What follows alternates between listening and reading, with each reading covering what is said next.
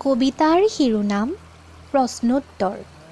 কবি প্ৰাঞ্জল প্ৰতিম শৰ্মা, আবৃত্তিকাৰ প্ৰীতিৰেখা শৰ্মা।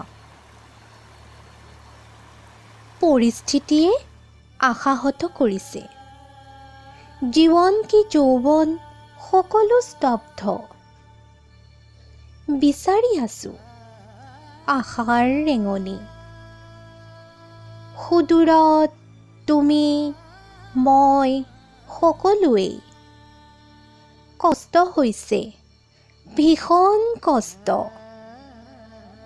আপত্তি কৰিলোঁ মই নদীখনক, পাহাৰটোক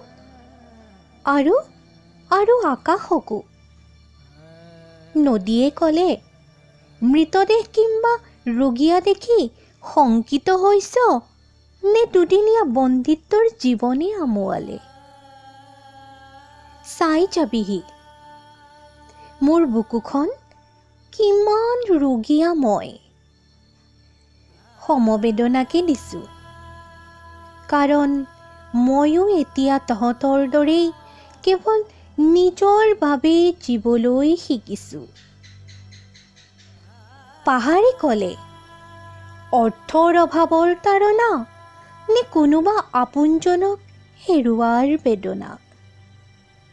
হেৰৌ সময় হ'লে কেতিয়াবা মোকো চাবি, কোৰণাৰে সকলো খহাই পেলালি, এতিয়া মাথো জোকাটোহে বাকী। ময়ো এতিয়া তহঁতৰ দৰেই কেৱল নিজৰ বাবে জীবলৈ শিকিছোঁ। আকাশেতো আস্ফালন কৰিলে, কিয় ভেণ্টিলেশ্যনত দুদিন থাকি মৃত্যুৰ ভয়ে খেদিছে, নে সুস্থ হৈও কোৱাৰেণ্টাইনত থকা উন্মাদনাই দহিছে। মূৰ তুলিবলৈ যদি কেতিয়াবা সময় পাৱ চাবিহি, সমগ্ৰ শতিকা জুৰি থকা ভেণ্টিলেশ্যনত মোৰ অৱস্থা। তথাপি জীয়াই আছো তহঁতৰ বাবে। নহয়, এতিয়া কেৱল নিজৰ বাবে। অৱশ্যে চিন্তা নকৰিবি, স্বাৰ্থপৰ হ'ব নোৱাৰো যিহেতু। তহঁতৰ অস্তিত্ব বিপন্ন হ'বলৈ নিদিওঁ কেতিয়াও। এয়া তহঁতৰ ধাৰৰ হিচাপহে। সোনকালেই হ'ব নৱপ্ৰভাত।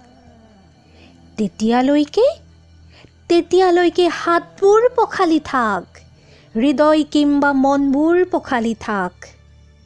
সোনকালেই হ'ব নৱপ্ৰভাত, সোনকালেই হ'ব নৱপ্ৰভাত, সোনকালেই হ'ব নৱপ্ৰভাত। ধন্যবাদ।